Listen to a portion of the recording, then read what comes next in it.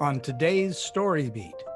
People think that this industry is very large, and it is, but it's also very small, and a lot of people know a lot of people. So the best thing you can do is meet and talk to as many people as you can. I hire production assistants who don't necessarily want to work in the art department, but it's their foot in the door. Guess what? I know people in the sound department, and I know people in the camera department. So I'll talk to them, and if you do a good job for me, I will be very happy to recommend you if they're looking for someone. So just talk to everyone, because everyone knows everyone. This is StoryBeat with Steve Cuden, a podcast for the creative mind. StoryBeat explores how masters of creativity develop and produce brilliant works that people everywhere love and admire. So join us as we discover how talented creators find success in the worlds of imagination and entertainment. Here now is your host, Steve Cuden. Thanks for joining us on StoryBeat. We're coming to you from the Steel City, Pittsburgh, Pennsylvania. My guest today, Laura Pliskin, is a talented art department coordinator who has contributed to some of the most visually stunning sets in film and television history. Laura has worked on projects like Twisters, Drive Away Dolls, and Out of the Furnace. She's also been part of blockbuster hits like The Dark Knight Rises and the critically acclaimed TV series Mindhunter. Laura's role involves managing logistics, coordinating art department schedules, including between various departments, and ensuring that every detail aligns with the production designer's vision. Her meticulous attention to detail and ability to juggle multiple tasks make her an essential part of any production team.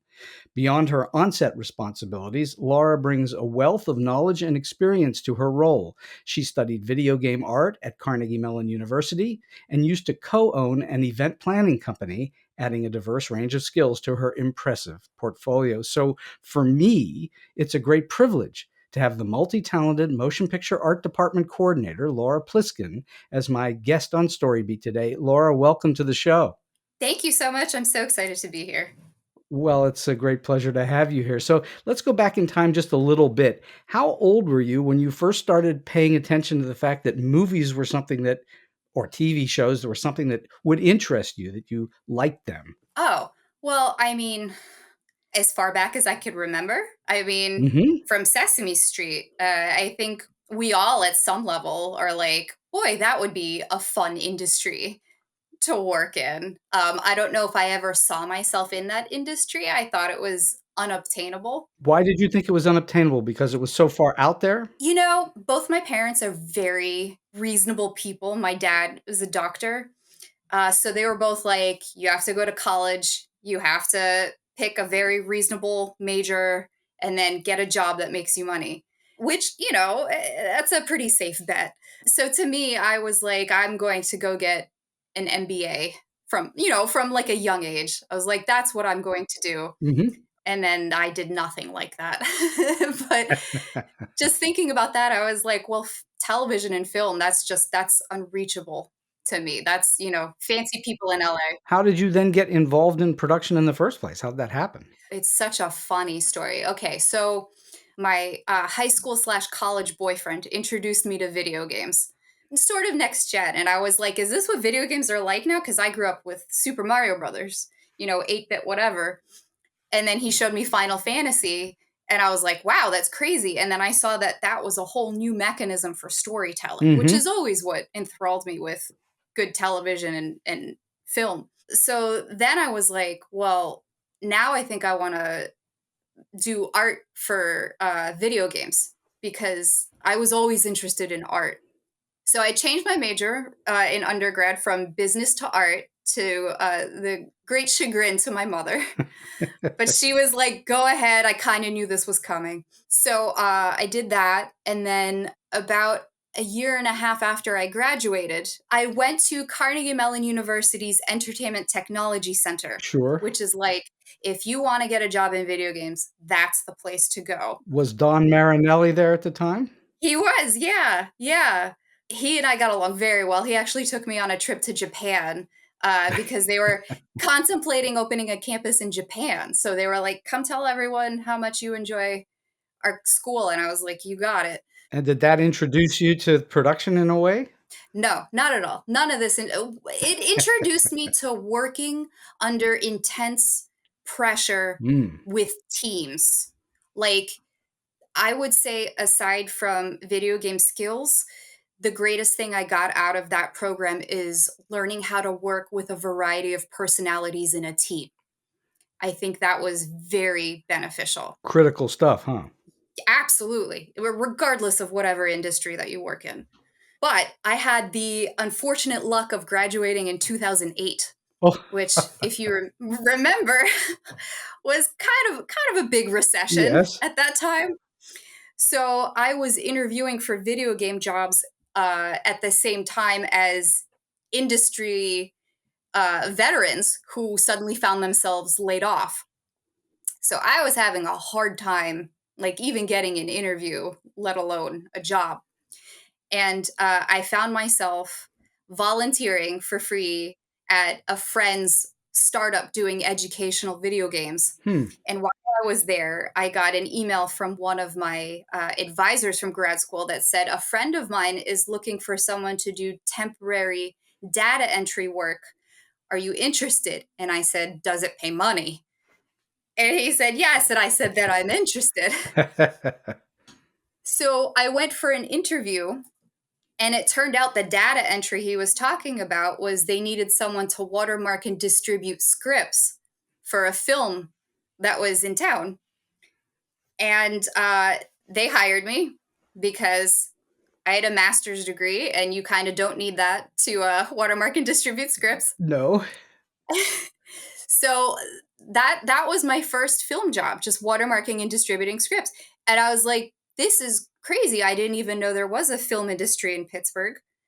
And I just started meeting people and talking to people and saying, I'm actually very interested in art. And from there, just like sending my resume out to other productions in town. And that just segued into, I got a job in an art department on another movie that was in town. And then from there, it just kept going and going and going.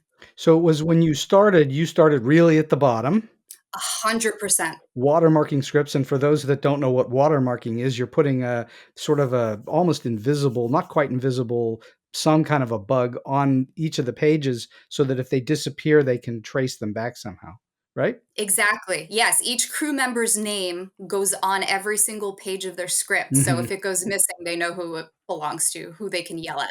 Yeah, They're trying to keep it under wraps and secret until it's released, the movie's released. exactly. All right. So how did you then work your way up to becoming a coordinator? So I had gotten, I don't want to say a reputation, but most production assistants, which is the very, very bottom, Right. they want to be a director or a producer or a writer. That's the track that they always want to go to.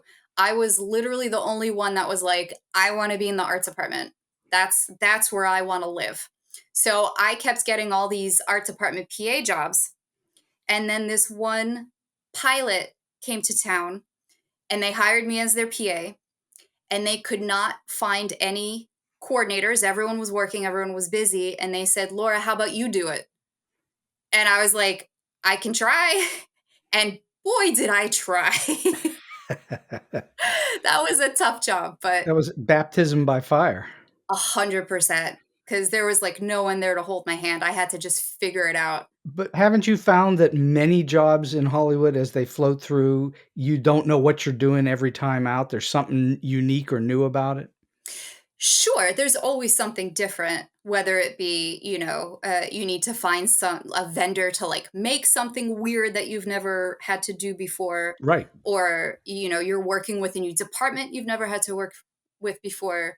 But I will say at this point, running a department is pretty standard and you kind of know what you're getting into. You know what you're doing at this point. I hope so. So, all right, let's tell the listeners who don't know, and many won't, what does the art department do on a movie or a TV show? What is the purpose of having an art department? So every single set that you see on your screen, whether it's someone's bedroom, a hospital room, even if it's outside on the street, someone needs to design what that looks like. And the production designer is the one that works with the director to figure out the overall look of the movie. So every little detail, down to like what tchotchkes you see on a shelf, that was thought of and decided on and maybe had meetings about. That's an official film term, isn't it, tchotchkes? Actually, if you want to know the official film term, it's smalls. Smalls, yeah. Smalls, yeah. But yeah, so everything is designed. And then there's art directors who help make that vision a reality. And then there's set designers who draw up the blueprints on how to make it. And then under that is me, where I help distribute everything to who it needs to get to. So everyone is on the same page about what the sets are going to look like, who needs to do it, who's going to pay for it, where it's going to come from, et cetera, et cetera. Are you over props as well? Is that smalls? Props, it falls under the umbrella of art department, but they're sort of like their own sub department. So they're pretty self-contained, but I'm available to help if they need help. Mm-hmm. And when you're dealing with this, the overall person over the visual part of it, aside from the director, obviously, is the production designer, correct? That is correct. Yeah. It's always their vision. And under the production designer is the art director. Then there's also I guess props would be part of that and so on. There's anything under the overall visual would be under the production designer. That is correct. Yeah. They have the final say. Yeah. They call them set decorators these days? So set decorators also fall under the umbrella of the art department, but that's a different department. So to really break it down, the art department is responsible for the four walls and the floor. And then the set decoration department would be the furniture, the carpet, the drapes, the lamps. And then props would be anything that an actor holds in his or her hand. So if they pick up a cigarette lighter or a gun or something like that, that would be under props, or then that would also be under an armor, or a gun would be under a separate specialist as well. Yes, for sure. But if that gun or cigarette lighter were just sitting on a table and no one touches it, that would be under set decoration. And you're responsible for coordinating all that, or the other departments you don't really coordinate? It's just the art department part. It really depends. So art department coordinator used to coordinate both the arts department and set decoration. Recently, which is great, set decoration has now gotten their own coordinator. So I've actually done both art department and set decoration. Sometimes the smaller budget films or TV shows still just have the art department coordinator do both.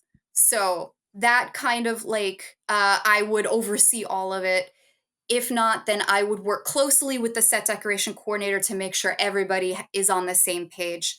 Props, again, kind of is their own separate little pod, as it were, where they're kind of not on their own, but they're really self-sufficient. And you're not helping out when they're using computer graphics, CG, are you? Or are you?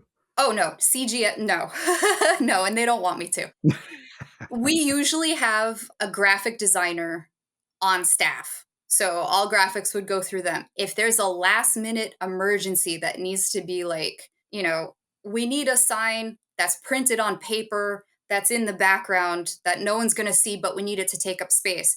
Because I have an art background, I'm able to like do that really quickly. But if someone were to come to me and be like, hey, can you make this giant sign? I'd be like, no, that's out of my purview. So one of the big things that's happening now, and I'm sure you know about this, is that there are these big, huge LED screens that are making visual reality as they're looking at it, as opposed to after the fact. And so The Mandalorian uses it, and lots of different productions use it.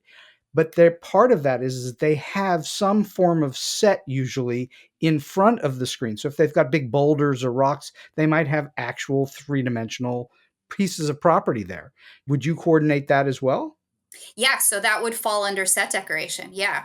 Or if the boulders need to be built by scenic artists, then that would fall under the art department. And that each boulder would be designed by a set designer, approved by the art director and the production designer. and then put on a blueprint to show where on the stage that boulder would sit. And then given to the director and the assistant directors so that their camera crew can work around that. So yeah, like even random boulders are not random. No, nothing's random. In fact, one of the beauty parts about movie making is that once you finish, no matter how many mistakes happen during production, those mistakes are no longer mistakes. They're part of the production. Yeah, absolutely. There's the famous one in Game of Thrones where there was a Starbucks cup. The coffee Yeah. cup. Yeah. Do you also help build things? In other words, I don't mean physically help build them, but do you coordinate the building of structure? Not so much as I'm just responsible for delivering blueprints to the people that do the actual building. But then, okay, so under the arts department umbrella, so you got the arts department, set, decoration, props, and then you also have construction, which is usually a whole huge separate department that has their own foreman, buyer, construction guys, painters. So that's a huge department. So it would be too much just for one person to coordinate all of that. Do you wind up interacting with all these different people? Oh, 100%. Yeah. So like usually I send the production assistant to drop off blueprints, but if they're busy or if I just want to get away from my desk, then sometimes like I'll take it over myself and just say hi and see what's going on. So what do you find fascinating about this job that you do? I have always been a pretty meticulous planner. So this is not going to be popular. I just really like logistics. And like as fond as I am of art and I enjoy having art as a hobby, like I paint in my free time, I found that I'm best at like spreadsheets and task lists and just follow up. So what I find fascinating is just making sure it all works together and everyone is doing their part. And like when you have a good crew where everyone is like working together, it really is like magic. It really is just something else where you like come to work every day and you're like, yeah, we're doing it. We're making a movie. And do you have the ability to hire your staff? I have the ability to hire the department assistants. Usually I'm pretty low on the totem pole. There's everyone else and then me and the assistants. So I can hire the assistants because again, with logistics, it's up to me to tell them what to do and how to do it and when to do it. So one of the things the listeners should understand, you didn't go to school to learn this. You learned it on the job. 100%, 100%. And I did not learn it on my first job. I didn't learn it on my second job. It took me a good minute to like understand. Cause like you said earlier, every job is different. So it took me a while to figure out like, these are the things that are the same that I'm responsible for. So the process of making movies and TV shows are fairly similar show to show to show, but each show, each scene, each day is a little bit different. You're not reproducing a product over and over and over again, but the process is similar. Yes. And that's kind of what's exciting to me about my job is like, I have an office job, but the things that are within like the office job are different and weird and cool and random. And that's what I like about it. And how fulfilling is it at the end of the day when you go to a screening of the movie, to finally see what you did? Well, it depends on the project. But I will say the projects that I am most proud of, absolutely seeing it on the screen and you just see all your hard work on that screen and you're like, oh, I remember like this is the day we had to run to the sign shop last minute, or this is the day, I had to send my assistant to LaGuardia Airport Customs to pick up our vinyl because it wouldn't get here in time. Like, it's just really exciting to see your hard work on the screen. Well, obviously you've had some contribution to some really big projects. Did you do Dark Knight Rises when it was in town in Pittsburgh, or did you do it through the whole shoot? I did it in Pittsburgh and New York. So they Pittsburgh and New York. Yeah. So I had worked with the art director once before when he was in Pittsburgh. So as soon as they came back to Pittsburgh, he gave me a call. And then I was born and raised in New York. So they were like, hey, why don't you come with us for the New York portion? And I was like, yeah, sure. My mom would love that. So you said it took about a minute for you to figure this out, which means it was a while. Yeah. How long were you at the job of being an art department coordinator before you felt like, yeah, I really do know what I'm doing?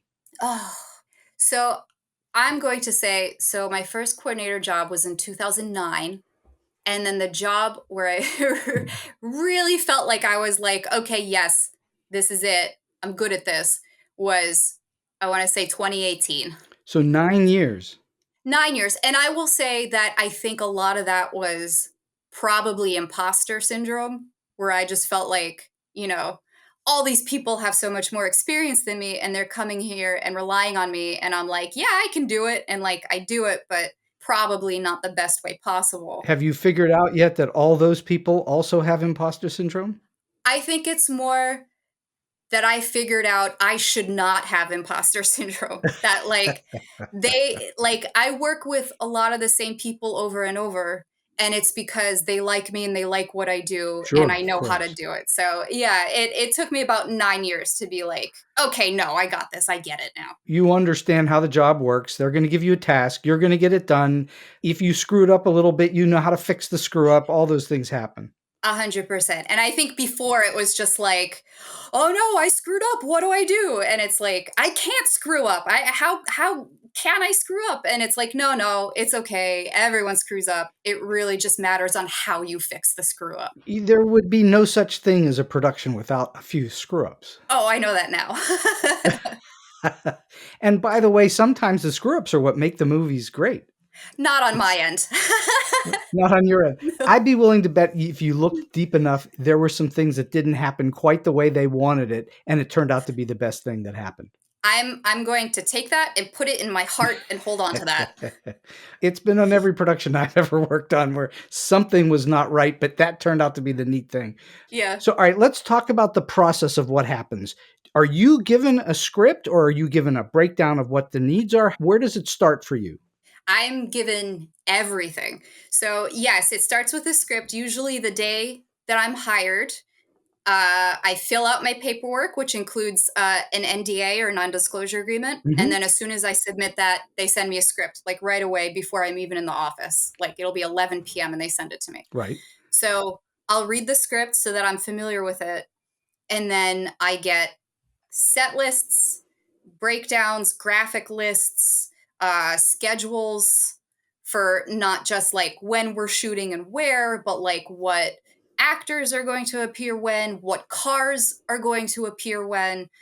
Just if if it shows up on screen, I get a breakdown of when it appears on screen. Mm-hmm.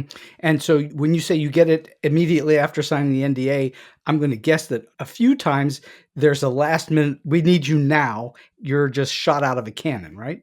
Oh, I very often, not so much now. It's gotten better, I think, in the industry as a whole. But very often, I would get phone calls that are like, are you available? I say, yes, I am. And they're like, can you start tomorrow?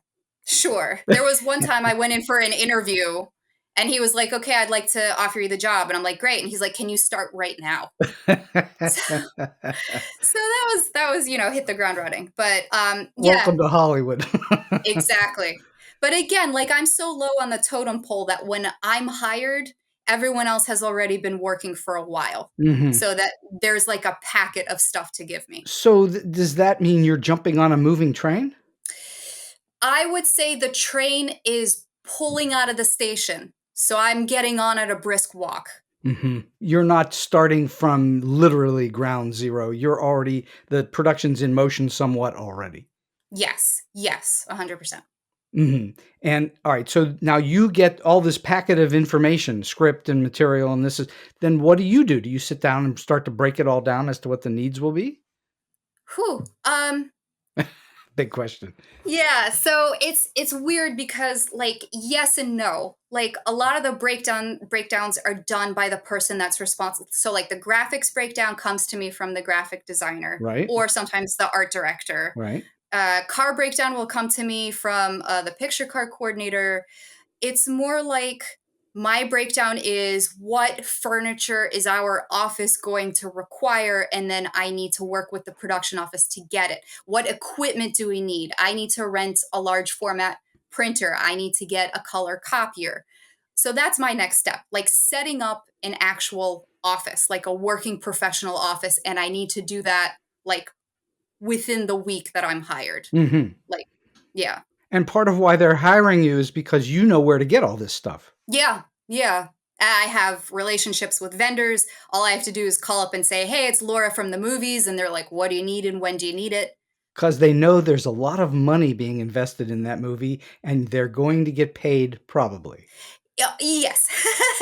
Yeah, they will get paid. But also, like, it behooves them to have a good relationship with me because I'll call them on the next job and be like, Of course, of hey, course. I'm back. I need another copier. So who then is your exact boss? It's the production designer, but is there someone like, are you dealing with the UPM, the unit production manager? Are you dealing with the line producers? Who's giving you your budget and all the rest of it? Is it coming right from the production designer?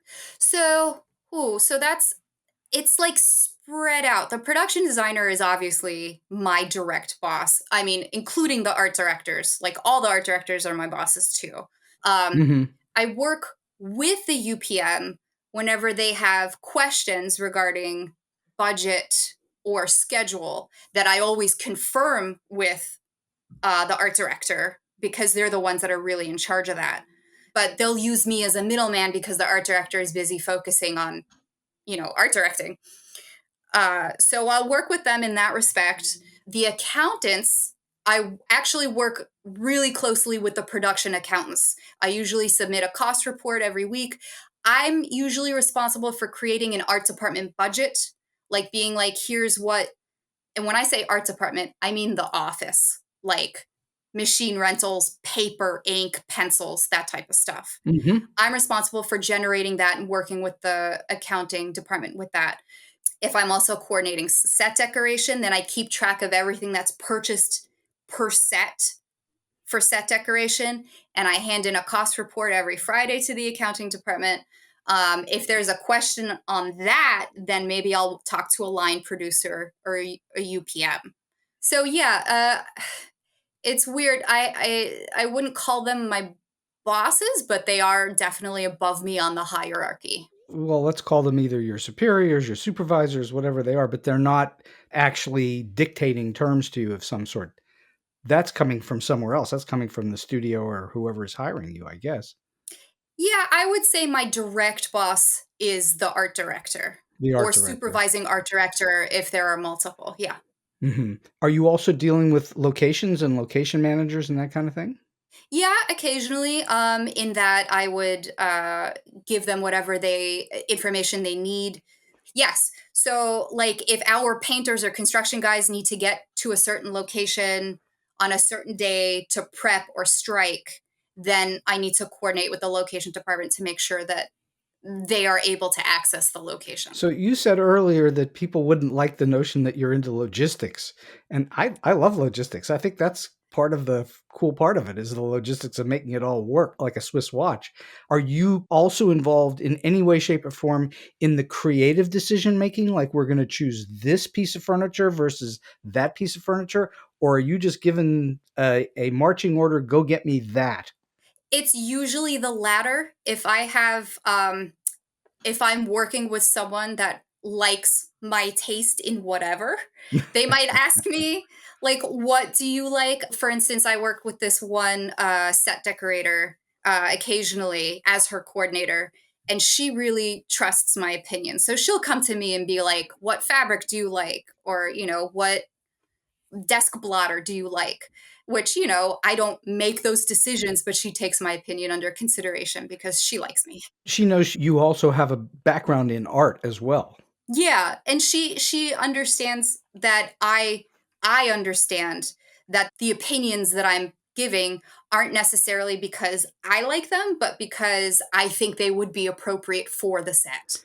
I imagine one of the biggest parts of your job is once you know what it is that you need to obtain and to manage and so on, that then part of that is in the order that it's going to be utilized. because productions are shot out of sequence, not in sequences according to the script. So you then need to know when something is going to be needed. Is that right?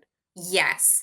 So a big part of my job in the arts department is when a graphic designer creates, like, let's say a sign or a banner or something, Mm-hmm. they give it to me and then I'll send it to the sign shop and I'll dictate, we need it by this day because it gets installed on this day and then it works on this day.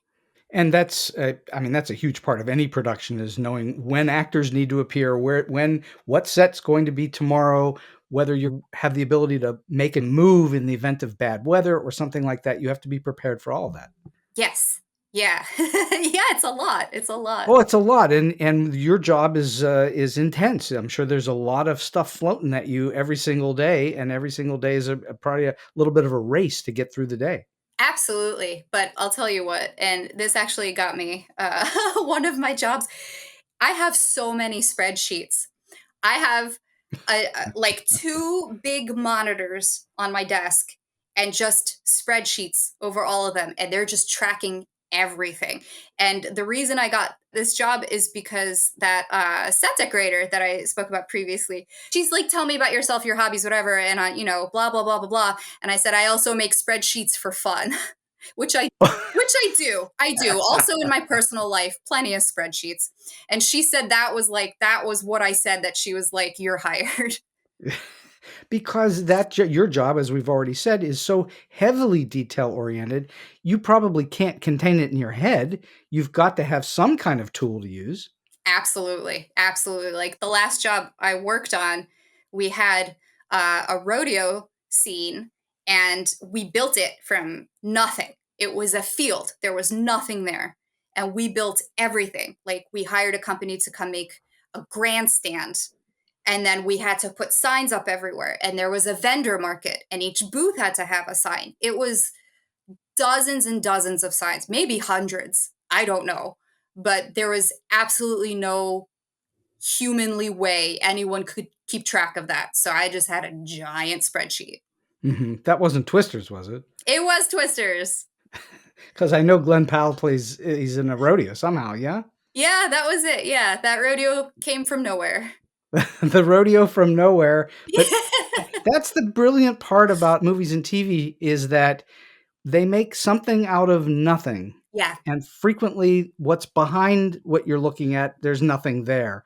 And Yeah. I worked for a long time in Hollywood, and anytime I was on a back lot, it was always somehow a thrill for me to see how facades were up, and it's just the fronts of these buildings.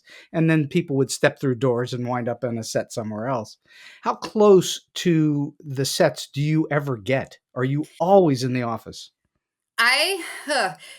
Personally, I go to set occasionally. I especially don't like going to set on days that they're filming. I get too anxious. I'm afraid I'm going to mess something up. And I think this is because on one of my very first movies that I worked on ever, I was on set and my phone rang. Oh. And not only that, like an idiot, I answered it. Oh.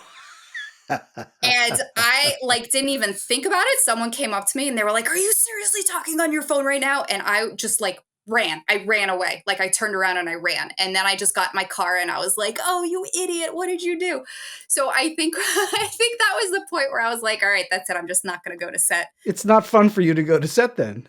It's one of those things where if someone says, Laura, you should go to set, I'll be like, nah, I'm cool. I'm going to hang out here.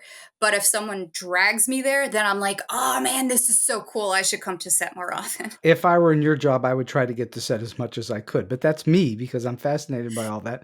And I know what to do. I wouldn't have my phone ring. You better believe that is the first thing I do now when I go to set. Turn it off. First thing. Well, that's how you learn. You make these little mistakes. Do you get to interact with the directors ever?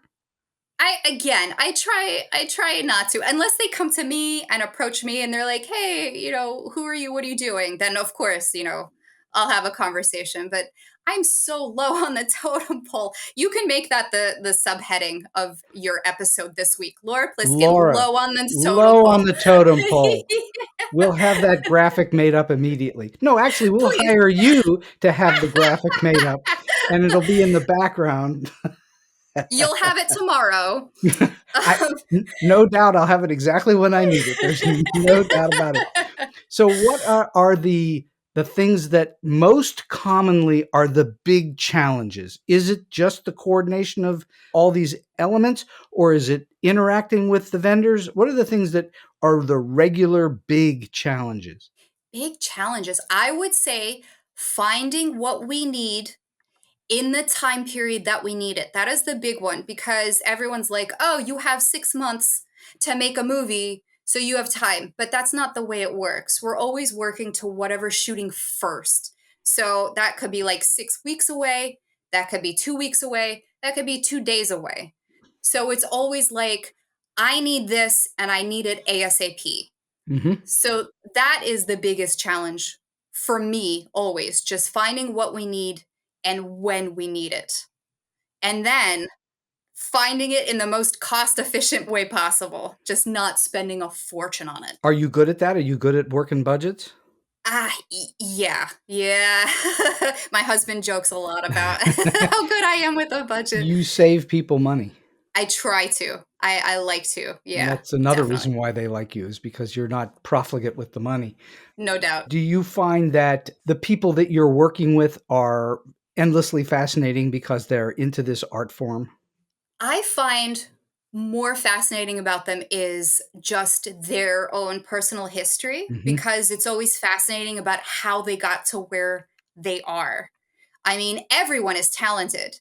Everyone I work with deserves to be where they are, and they're super talented. It's more like where they came from and how they got to where they are. Like on Twisters, I worked with a woman who came from Brazil. She was Brazilian. And now she does all these big budget features. And I thought she was just absolutely fascinating. Mm-hmm. And like you say, if you're in the business and you have any career at all, more than one project, the chances are you are in fact truly talented in some way. They just don't bring you back. You don't get to work over and over again if you're have no talent at all, or you're a big clumsy oaf on set, or something like that. You just don't. You have to be somewhat understanding of how it works.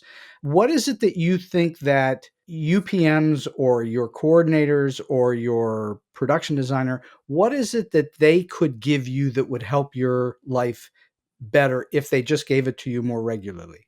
More advanced notice, perhaps? I don't know. Yeah, information, just information in general.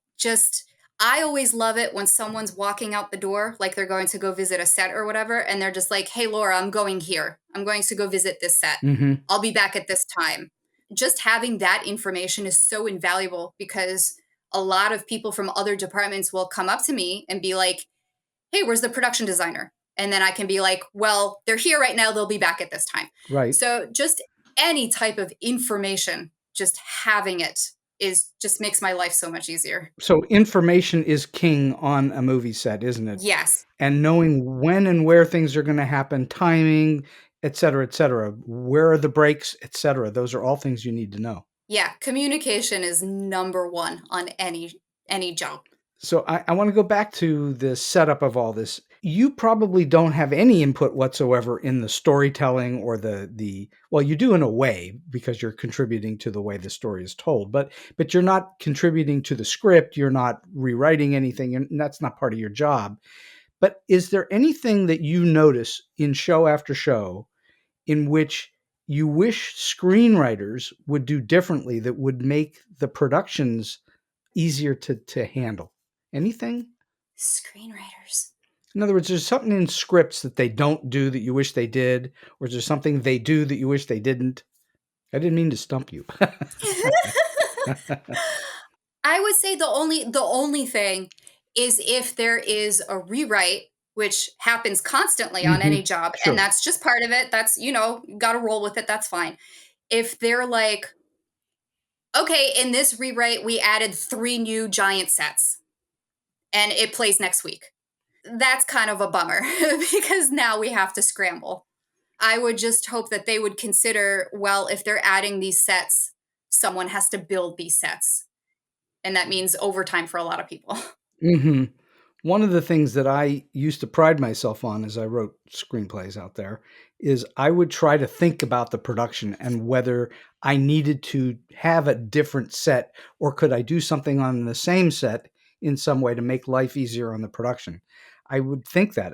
Nobody was telling me to Yeah. think that, but that's what I was thinking. Well, you'd be surprised how many screenwriters don't think about that. Well, I'm certain of that. Well, there's the famous line, you could write in 1/8 of a page, in one line, you could write, the largest armada in the history of the world comes over the horizon on the ocean. And you just wrote that in one sentence. There's nothing to it, except now somebody has to actually go out and put that thing together. Yeah. You'd be surprised how often that happens. I wouldn't be surprised, actually. I really wouldn't. So what is it that you have to have around you to make your job work? Aside from your computer and your spreadsheets, what is it that you need? Is it a certain kind of music or comfort or food, or what do you need to make your life better? So what I absolutely need is, aside from my plethora of spreadsheets, I actually just have a writing tablet, just like, a pad of paper and a pen. Mm-hmm. And anytime anyone tells me anything, I write it down. And then when I do that task, I cross it off. And because it's right next to my hand on my desk, I look at it 1,000 times a day. So that definitely helps me keep things like in the front of my mind. That, candy, lots of candy. Just so much candy. And then what else? I like a standing desk. So I feel like I just work better when I'm standing up. You stand all day long. Yes, I do. And does that do anything physically to you by the end of the day? Yeah, my back hurts. Your back hurts. But no, I think, there was my first job back from COVID when, no one worked for pretty much most of 2020. Mm-hmm. And then November of 2020, I got a call that said, we're starting up next month. Came back to work and I just had like a folding table. And they're like, that's all you're getting. Make it work. So for like the first week or so, I sat at this desk and I was like, why am I having such a hard time getting back into it? It must be because I just like haven't worked for a while. I haven't been in that mindset. I need to get back into it. And then I just bought these like furniture risers on Amazon that you usually just stick under furniture to make it taller. So I put it under this folding desk to turn it into a standing desk. And that day I stood up and I was like, oh, I feel good. Okay, now I can be more productive and I can think about things and I can work. So it really was weird how that like flipped a switch in my brain. I was like, all right. And you don't have to jump up and down to get things done. You can just turn and move, right? Exactly. You just turn and walk to where you need to go. How fast on your feet do you have to be? How fast to do your job do you have to be able to think and react and do? So, I mean, of course, I want to say you have to be like super fast, but it's really because I'd like to think I'm good at my job. I'm like prepared. I'm already thinking about what's coming up and what needs to be done. And I have my spreadsheets. It's really if there's something that we call a fire drill, where like last minute emergency director decided he wants this on the set right now. Then that's when it's like, okay, everybody get up. This is what we're doing right now. And we're going to do it right now. So it's more, I wouldn't say you have to be like so fast all the time to think on your feet. But when you have to be ready. You have to be able to like transition immediately. And you're pretty fast, I would assume. Yeah, I'd like to think so. You were talking about your spreadsheets. We've talked about those several times. What software do you use? Oh, Excel. If there's something that requires input from other coworkers, then I'll use Google Sheets. That way everyone has access to it. But if it's just me for my tracking purposes, I'm a big Excel fan. So you're not using Movie Magic or anything like that? No, what is that? I'm pretty sure that's a production software package that does breakdowns and all that kind of stuff. Oh, yeah. No, none of that. None of that. Okay, so you were also talking about the fire drill, which is heavy pressure. Your job is a pressure job to begin with, but then you can have amped up pressure. It can get even more pressure packed. What do you do under those pressure circumstances to allay yourself of the pressure? Is there anything that you do? Is there any kind of technique that you use or any kind of thing that you use aside from candy, which I'm sure there's lots of? Yeah, have a cookie. No, I think it's more, I just kind of trained myself. I remember the first time I had a fire drill and I actually walked into an empty office, closed the door, and had a mini breakdown. And I started hyperventilating and I started freaking out. And then I was like, okay, count to 10 and then go back to work. And I remember that being the first time that I was like, oh my God. But now it's just like, it happens on every production multiple times. So now it's just like, okay, we're doing this now. So I kind of don't even give myself time to think, oh my God, if we don't get this done, it's a disaster. Now it's just like, okay, what are we doing? How are we solving this? What do we do to make this better? And this was part of the 9-year process till you felt like you knew what you were doing. Yeah, I think I just got experience with it. Like knowing, like having that breakdown was helpful for me at the time, but now it's like that's not helpful to solving the situation. What can I do to help solve the situation? It sounds like you have figured out how to embrace it in some way. Oh, for sure. Yeah, I think that's a good way to put it. All right, so I have to ask you about The Dark Knight Rises. Okay. Which I find really fascinating to watch because the first time I saw it at the Byam Theater here in Pittsburgh. Oh, during yeah, a me premiere. too. Yeah. Okay, I was there for that premiere. And I'm watching that movie, and I know you didn't have anything to do with the streets and the chases or anything like that, though you probably had something to do with maybe some of the set deck for that. I don't know. But it drove me crazy that they kept driving down Smithfield Street over and over and over again in different directions. Uh-huh. And then turned it endlessly into one long street.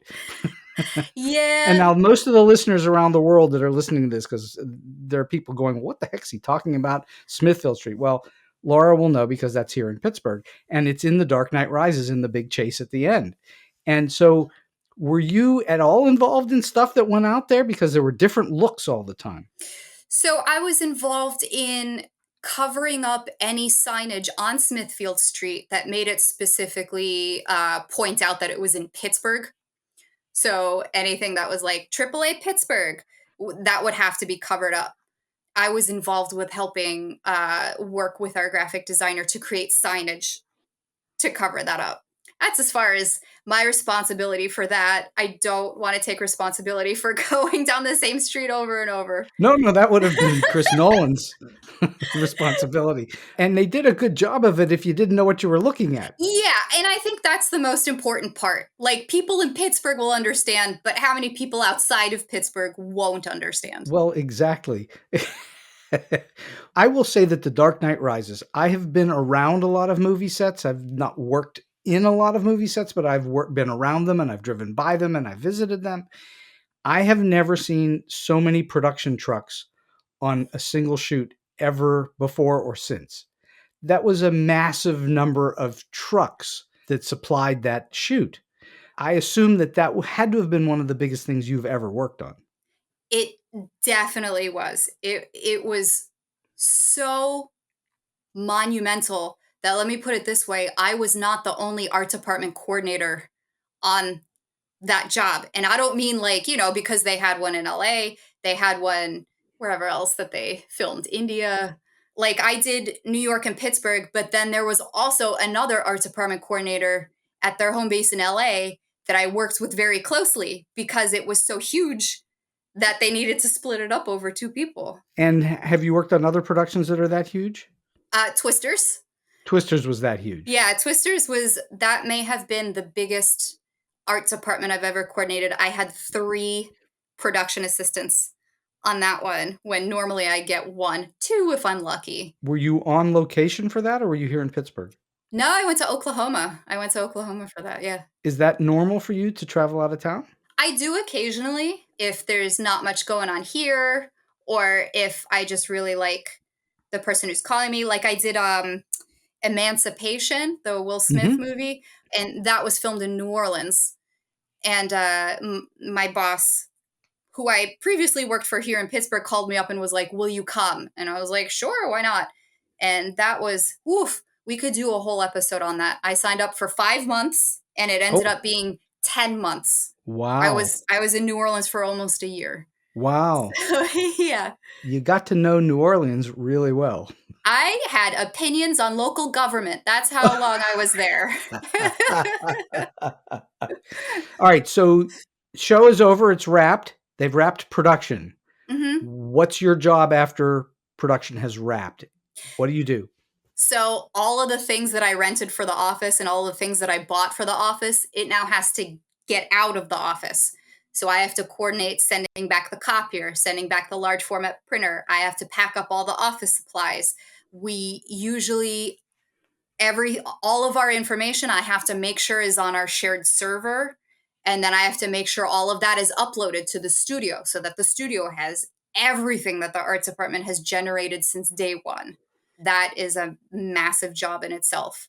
And about how much time does that usually take typically? Generally, I get 2 weeks. If it's a low budget feature or TV show, then they give me 1 week and then I just try and cram it all in. But 2 weeks generally I like to have after shooting. 2 weeks. So I like to ask this question of a lot of guests. You've already told us about a couple of things, but I'm wondering, what is the biggest disaster that you went through and how did you resolve it? Now, I don't mean having your phone ring on set. I mean something that just like things are just a mess. How did you handle it? Okay. Yes. So on Dark Knight Rises, Wayne Enterprises, we filmed that in Trump Tower. Oh, really? So Trump Tower played as Wayne Enterprises, but the director thought it was too gold. So what we had to do is we had to tone it down a bit. And the only way that we could do that is we would find removable adhesive vinyl to cover the gold. And the one that everyone liked the best was this beautiful brushed brass. It was like a red brushed brass. So if you peel it, you stick it, and it looks like metal. This one that everyone liked could only be found in Japan. So we had to special order it, expedited delivery from Japan. And this is one of those things that, like, they told me to order it, but it shoots next week. And then the painters need time to apply it. Sure. To cover up all this gold. So I ordered it. I expedited delivery. I impressed upon them how urgent it was to get it in time. This is the thing that showed up LaGuardia Airport, customs. And I was like, well, how long do I get it delivered to me in Manhattan? They were like, oh, a couple days. And I'm like, I do not have a couple days. And they're like, well, you can come pick it up at customs right now. So I'm like, assistant, Armand, go. And I need you to take it straight to set to the painters because they are like tapping their foot waiting. So he did it. He went to LaGuardia. 2 hours later, he's in Manhattan giving them the vinyl. They put it all up. And I was at my desk just like, phew, like, oh my God, we did it. We saved the movie. We did it. And then wouldn't you know, that whole thing got cut and it never made it on screen. Oh, that's exactly the way it goes. By the way, I was always very curious why they didn't use PPG Place. People will not know if they're not from here what that is, but that's a series of glass buildings that Pittsburgh Plate Glass built, 50, 60 years ago. And they have little extensions on the top of their roofs that look like a cowling, like it could be Wayne Enterprises and it would be like the bat cowl. And I didn't understand why they didn't use that. You know what? I never thought of it until you said it, but you're right. That would have been perfect. Oh, I look at it all the time when I go into town. I go, well, there's Wayne Enterprises. It looks like the bat cowl. It's like I don't understand, but that's me. No, that's a really good idea. All right, so I've been having this really fun conversation with Laura Pliskin for almost an hour now. We're going to wind the show down a little bit, and I'm just wondering. You've already told us some incredibly funny stories, including this last one, but I'm wondering if you have any other stories that you could share with us that are either weird, quirky, offbeat, strange, or just plain funny. So I'm going to tell you the story that I have been telling my friends nonstop because I think it's hilarious. And this happened to me in Oklahoma on Twisters. And this goes back to, okay, so my boss on Twisters, who I had worked with previously on Mindhunter, she knows that I like to stay at my desk. She knows that I don't like to leave the office. So she's like, you should really come check out the rodeo. And I'm like, no, that's okay. Like, I'm good. And she's like, no, you should come. And she's like, I know that there's a sign pickup that needs to be delivered to the rodeo. So you should just bring the sign. Like, you should bring it. And I was like, all right, I'll do it. So I went with our assistant. We picked up the sign. We get to the rodeo. And then again, we built this from nothing. It was just a field. And it had been raining. And it didn't occur to me, because I don't visit set, that the field was very muddy. So I was walking across this field with a big sign in my arms, and I see my boss, and I start walking towards her. And I'm not really paying attention. I'm just walking. And then all of a sudden I hear someone behind me. I don't know how far behind. I heard someone go, no. And I'm not listening. I'm just walking. And I walked straight into, I don't know how many inches of mud. And you would think, oh no, she got dirty. Nope.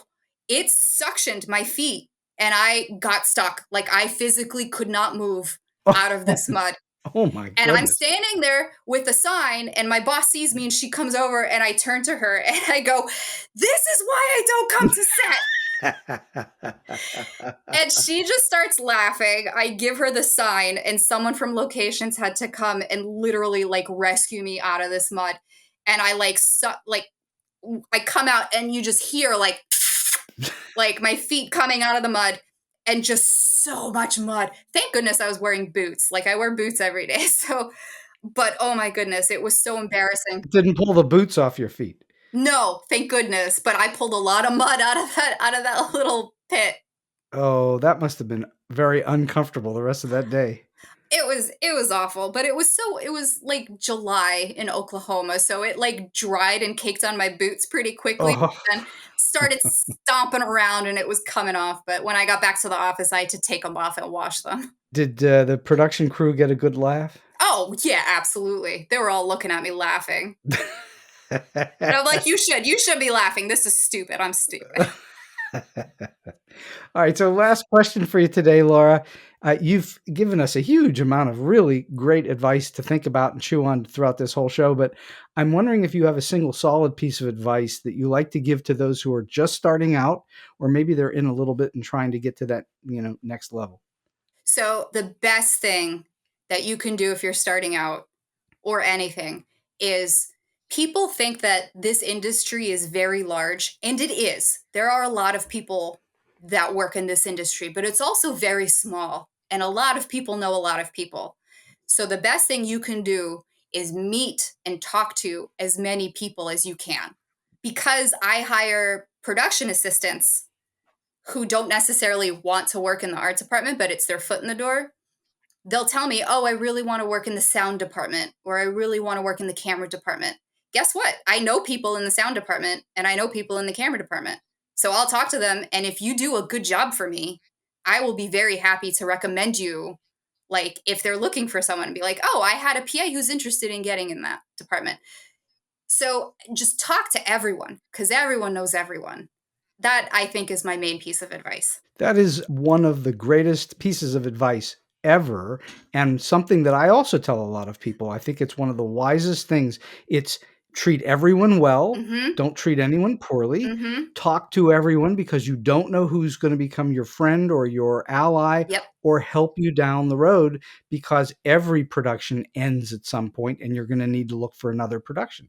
So making friends in the industry is one of the most important things you can do. So that's just a terrific piece of advice.